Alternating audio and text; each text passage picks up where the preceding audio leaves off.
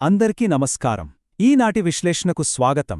ఈరోజు మనం ఆధునిక చరిత్రలో అత్యంత ప్రభావవంతమైన, అలాగే కాస్త వివాదాస్పదమైన ఒక ఇంట్రెస్టింగ్ టాపిక్ గురించి మాట్లాడుకోబోతున్నాం. అదే మార్క్సిజం. అసలు ఈ సమాజం ఎలా నిర్మితమైంది, ఆర్థిక వ్యవస్థలు ఎలా పనిచేస్తాయి అనే విషయాలపై ఒక సరికొత్త దృక్పథాన్ని ప్రపంచానికి పరిచయం చేసిన సిద్ధాంతమిది. ఈ ఆలోచనలు 20వ శతాబ్దపు నాయకులను ఎంతలా ప్రభావితం చేశాయో చెప్పడానికి క్యూబా నాయకుడు ఫీడెల్ కాస్ట్రో చెప్పిన ఈ మాటలే నిదర్శనం. సమాజమంటే ఏమిటో మార్క్సిజం తనకు నేర్పిందని ఆయన అన్నారు. వర్గపోరాటం గురించి తెలియకపోతే అడవిలో కళ్ళు గంతలు కట్టుకొని తప్పిపోయినట్లే అని ఆయన వర్ణించారు.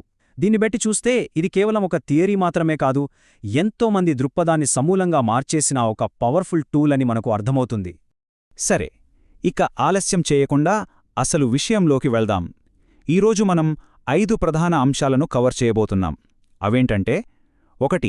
మార్క్సిస్ట్ సిద్ధాంతపు పునాదులు. 2. పెట్టుబడిదారీ విధానం మరియు వర్గ పోరాటం. 3. సోషలిస్టు మార్పు. 4. ప్రపంచ చరిత్రలో పరిణామం. మరియు చివరగా 5. మార్క్సిజంపై ఉన్న విమర్శలు. మొదటి విభాగం: మార్క్సిస్ట్ సిద్ధాంతపు పునాదులు. సిద్ధాంతపరమైన విశ్లేషణను అర్థం చేసుకోవడం. అసలు దీని మూలాలు ఎక్కడున్నాయంటే 19వ శతాబ్దానికి చెందిన జర్మన్ తత్వవేత్తలు కార్ల్ మార్క్స్ మరియు ఫ్రెడరిక్ ఏంగెల్స్ ఆలోచనల్లో ఇవి మొదలయ్యాయి. ఇక్కడ మనం హిస్టారికల్ మెటీరియలిజం అంటే చారిత్రక భౌతికవాదం అనే పదాన్ని ఖచ్చితంగా అర్థం చేసుకోవాలి. అంటే సింపుల్గా చెప్పాలంటే మనుషులు తమ జీవనోపాధిని ఎలా పొందుతున్నారు అనే కోణం నుండి సమాజంలో వచ్చే మార్పులను విశ్లేషించడం. మార్క్స్ ఉద్దేశంలో కేవలం రాజకీయాలు లేదా రాజుల చరిత్ర మాత్రమే ముఖ్యం కాదు, ఆర్థిక కార్యకలాపాలే సమాజంలోని అన్ని మార్పులకు అసలైన మూలకారణం. దీన్ని అర్థం చేసుకోటానికి ఒక అద్భుతమైన పోలిక ఉంది. మార్క్స్ సమాజాన్ని ఒక భవనంతో పోల్చారు. అందులో 2 ప్రధాన భాగాలు ఉంటాయి. కింద ఉండేది బేస్ లేదా పునాది, పైన ఉండేది సూపర్ స్ట్రక్చర్ లేదా పైకప్పు. బేస్ అంటే మన శ్రమ, ఆర్థిక సంబంధాలు మరియు ఉత్పత్తి శక్తులు. ఇక ఈ ఆర్థిక పునాదిపైనే మన చట్టాలు, రాజకీయాలు, సంస్కృతి లాంటి సూపర్ స్ట్రక్చర్ నిర్మితమవుతుంది. అంటే పునాదిలో ఏ చిన్న ఆర్థిక సంఘర్షణ జరిగినా అది పైనున్న వ్యవస్థలో సమూలమైన మార్పులకు దారితీస్తుందన్నమాట. మానవ చరిత్ర ఎలా ముందుకు సాగిందో ఈ క్రమం చూస్తే మనకొక క్లారిటీ వస్తుంది. ఆర్థిక పునాది మారినప్పుడల్లా సమాజం ఒక కొత్త దశకు చేరుకుంటుంది. మొదట్లో అందరూ కలిసిమెలిసి బతికే గిరిజన సమాజముండేది. అదే ప్రాచీన కమ్యూనిజం. ఆ తర్వాత యజమానులు, బానిసలతో కూడిన బానిస సమాజం వచ్చింది. 3వది భూస్వాములు, రైతులు ఉన్న ఫ్యూడలిజం. ఇక 4వది ప్రస్తుతం మనం చూస్తున్న పెట్టుబడిదారీ విధానం అంటే క్యాపిటలిజం. ఈ ప్రయాణమంతా ఇలా నిరంతర వర్గ పోరాటాల వల్లే జరిగితీరుతుందని మార్క్స్ బలంగా నమ్మారు. ఇక 2వ విభాగం: పెట్టుబడిదారీ విధానం మరియు వర్గ పోరాటం. మార్క్స్ ఉద్దేశంలో క్యాపిటలిస్ట్ సమాజం ఎలా పనిచేస్తుందో, అందులో ఎలాంటి అంతర్గత వైరుధ్యాలున్నాయో ఇప్పుడు చూద్దాం. 1848 నాటి ప్రసిద్ధ ది కమ్యూనిస్ట్ మేనిఫెస్టోలో ఒక అద్భుతమైన వాక్యముంది. ఇప్పటివరకు ఉన్న సమాజ చరిత్రంతా వర్గ పోరాటాల చరిత్రే. మార్క్సిస్ట్ సిద్ధాంతం మొత్తానికి ఇదే మెయిన్ డ్రైవింగ్ ఫోర్స్ అని చెప్పొచ్చు. సమాజంలో జరిగే ఏ మార్పు వెనుకైనా ఆర్థిక ప్రయోజనాల కోసం ఒక వర్గం మరో వర్గంతో చేసే పోరాటమే ఉంటుందని ఇది స్పష్టం చేస్తుంది. ఈ పెట్టుబడిదారీ వ్యవస్థలో సమాజం ప్రధానంగా 2 వర్గాలుగా చీలిపోతుంది. ఒకవైపు బూర్జువా వర్గం. వీరు ఫ్యాక్టరీలు, ఆస్తులు కలిగి ఉండి కార్మికుల శ్రమను కొనుగోలు చేసే మైనారిటీ యజమానులు. మరోవైపు ప్రోలిటేరియట్ వర్గం. అంటే బ్రతకడానికి తమ శ్రమను అమ్ముకోవాల్సిన మెజారిటీ కార్మికులు. ఈ విధానంలో కార్మికులు కష్టపడి ఉత్పత్తి చేసిన అదనపు విలువను యజమానులు లాభంగా తీసుకుంటారని, సరిగ్గా ఇక్కడే దోపిడీ జరుగుతుందని మార్క్స్ వాదించారు.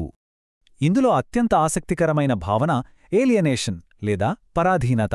అంటే క్యాపిటలిజంలో భారీగా వస్తువులుత్పత్తి జరుగుతోంది కదా, కాని ఆ లాభాలన్నీ యజమానులకే వెళ్తాయి. దీనివల్ల కార్మికులు తాము చేసే పనికి, తమ సొంత సృజనాత్మకతకు, ఒక రకంగా చెప్పాలంటే తమ మానవత్వానికే వారు దూరమైపోతారు. ఇక్కడ కార్మికులు తమకు ఇష్టపడి పనిచేస్తున్నారనుకోవటం ఒక భ్రమ మాత్రమేనని, బతకడానికి వేరే దారిలేక ఈ వ్యవస్థలో ఇరుక్కుపోయారని మార్క్సిజం చెబుతోంది. 3వ విభాగం: సోషలిస్ట్ మార్పు. పెట్టుబడిదారీ విధానం నుండి ప్రభుత్వ రహిత సమాజానికి ఉన్న సైద్ధాంతిక ప్రయాణం క్యాపిటలిజంలో పడిపోతున్న లాభాల రేటు లాంటి అంతర్గత వైరుధ్యాల వల్ల ఆ వ్యవస్థ శాశ్వతంగా ఉండలేదని మార్క్సిస్టులు నమ్ముతారు. మరి ఆ మార్పు ఎలా వస్తుందో చూద్దాం. ఈ పెట్టుబడిదారీ విధానాన్ని మార్చడానికే ఉన్న ఏకైక మార్గం శ్రామిక వర్గ విప్లవం. ప్రైవేట్ ఆస్తుల స్థానంలో ప్రజల అందరి అవసరాల కోసం పనిచేసే సహకార యాజమాన్యాన్ని తీసుకురావడమే దీని లక్ష్యం. కేవలం లాభాల కోసం కాకుండా నిజమైన అవసరాల కోసం ఉత్పత్తి జరిగే వ్యవస్థను స్థాపించడానికి కార్మిక వర్గం ఖచ్చితంగా తిరుగుబాటు చేస్తుందని మార్క్స్ అంచనా వేశారు. ఈ థీరీ ప్రకారం మార్పు ఒకేసారి జరగదు, 4 దశల్లో ఉంటుంది. మొదట కార్మికుల విప్లవం వస్తుంది. ఆ తర్వాత పాలనా యంత్రాంగాన్ని కార్మికులు తమ చేతిలోకి తీసుకుంటారు. నెమ్మదిగా సమాజంలో వర్గభేదాలు పోవడంతో ఇక ప్రభుత్వాన్ని నడపాల్సిన అవసరమే కనుమరుగవుతుంది. చిట్టచివరకు వర్గరహిత, రాజ్యరహిత కమ్యూనిస్ట్ సమాజం ఏర్పడుతుంది. మార్క్స్ దృష్టిలో ఇదే నిజమైన స్వేచ్ఛ. ఇప్పుడు 4వ విభాగంలోకి వద్దాం. ప్రపంచ చరిత్ర మరియు పరిణామం. అసలు 20-21వ శతాబ్దాల్లో ఈ సిద్ధాంతాలు కాగితాల మీద నుండి బయటికొచ్చి ప్రపంచవ్యాప్తంగా ప్రాక్టికల్గా ఎలా అమలయ్యాయో ఒకసారి నిష్పాక్షికంగా పరిశీలిద్దాం. ఈ టైమ్లైన్ చూస్తే మనకు ఒక స్పష్టమైన పిక్చర్ వస్తుంది. 1917లో బోల్షెవిక్లు పవర్లోకి వచ్చిన రష్యన్ విప్లవంతో ఇది ఆచరణలోకి వచ్చింది. ఆ తర్వాత 1949లో మావో నేతృత్వంలో చైనాలో కమ్యూనిస్ట్ ప్రభుత్వం, 1959లో క్యూబాలో ఫీడెల్ కాస్ట్రో సోవియట్ మోడల్ను ఫాలో అవ్వడం చూశాం. కానీ 1991లో అతిపెద్ద సోవియట్ యూనియన్ అనూహ్యంగా పతనం కావడం చరిత్రలో ఒక పెద్ద మలుపు. ఆ తర్వాత 2000ల ప్రారంభంలో లాటిన్ అమెరికాలో పింక్ టైడ్ పేరుతో వామపక్ష ప్రభుత్వాలు రావడం మళ్లీ ఈ సిద్ధాంతాల ప్రభావాన్ని చూపుతుంది. అయితే ఒక ఆసక్తికరమైన విషయమేంటంటే ఈ సిద్ధాంతం ప్రపంచమంతా ఒకేలా అమలు కాలేదు. ప్రాంతీయ పరిస్థితులను బట్టి ఇది అనేక రకాలుగా మారిపోయింది. సోవియట్ వాళ్లు నమ్మిన మార్క్సిజం లెనినిజం, రైతుల పోరాటం ఆధారంగా వచ్చిన మావోయిజం, అలాగే నియంతృత్వాన్ని వ్యతిరేకించే లిబర్టేరియన్ మార్క్సిజం, సంస్కృతిపై ఫోకస్ పెట్టిన వెస్టర్న్ మార్క్సిజం, ఇలా ఎన్నో రకాలుగా విడిపోయింది. అందుకే ఈ రోజుల్లో అసలైన మార్క్సిజం అంటూ ఒకే ఒక్క డెఫినిషన్ మనకు కనిపించదు. ఇక చివరిదైన 5వ విభాగానికి వద్దాం. మార్క్సిజంపై విమర్శలు, విద్య మరియు ఆర్థిక సవాళ్లను పరిశీలించడం. ప్రపంచాన్ని ఇంతలా ప్రభావితం చేసిన సిద్ధాంతమన్నాక తీవ్రమైన విమర్శలు, సవాళ్లు ఉండటం సహజమే కదా? అవేంటో ఇప్పుడు చూద్దాం. ప్రధానంగా ఈ విమర్శలను 3 కేటగిరీలుగా చూడొచ్చు. మొదటిది జ్ఞానమీమాంస లేదా ఎపిస్టమాలజికల్, అంటే ఉన్నత దేశాల్లో క్యాపిటలిజం కూలిపోతోందన్న మార్క్స్ అంచనాలు నిజం కాలేదని కార్ల్ పాపర్ లాంటివారు విమర్శించారు. రెండవది ఆర్థికపరమైనవి. మార్కెట్లో వస్తువుల ధరల సూచికలు లేకుండా ఆర్థిక వ్యవస్థ నడపడం అహేతుకమని ఆస్ట్రియన్ ఆర్థికవేత్తలు ఎత్తిచూపారు. మూడవది అరాచకవాదుల విమర్శ. కార్మికుల ప్రభుత్వం పేరుతో తాత్కాలిక రాజ్యాధికారాన్ని ఇవ్వడాన్ని బకునెన్ లాంటివారు తీవ్రంగా వ్యతిరేకించారు. అది నియంతృత్వానికి దారితీస్తుందని వారు హెచ్చరించారు. ఈ విమర్శలన్నిటినీ ఒకే మాటలో చెప్పాలంటే తత్వవేత్త లెస్సెక్ కోలాకోల్స్కీ చెప్పిన ఈ కొటేషన్ పర్ఫెక్ట్గా సరిపోతుంది.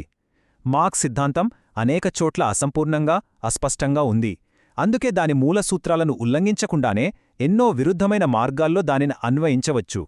ఒకే సిద్ధాంతం వివిధ దేశాల్లో ఎందుకు ఇన్ని రకాలుగా అమలు చేయబడిందో, ఎందుకు ఇన్ని విమర్శలను ఎదుర్కొంటోందో ఈ ఒక్క మాట స్పష్టంగా వివరిస్తుంది కదూ. ఇక ముగింపుకి వస్తే, ఇదంతా చూశాక మనందరికీ ఒక ఆసక్తికరమైన ప్రశ్న తలెత్తుతుంది. ప్రపంచవ్యాప్తంగా పెట్టుబడిదారీ విధానం శరవేగంగా మారుతున్న ఈ రోజుల్లో మార్క్సిస్ట్ సిద్ధాంతాలు కేవలం 19వ శతాబ్దపు చరిత్రకే పరిమితమవుతాయా? లేక నేటి ఆధునిక ఆర్థిక వ్యవస్థలలో ఉన్న అసమానతలను అర్థం చేసుకోవడానికి ఇవి ఇంకా ఒక కీలక సాధనంగానే ఉపయోగపడతాయా? దీనిపై మీ ఆలోచనలు ఏంటి? ఖచ్చితంగా ఇది మనల్ని ఆలోచింపజేసే ప్రశ్నే. ఈ విశ్లేషణలో మాతో పాటు పాల్గొన్నందుకు చాలా ధన్యవాదాలు. మరొక ఆసక్తికరమైన టాపిక్తో మళ్ళీ కలుద్దాం.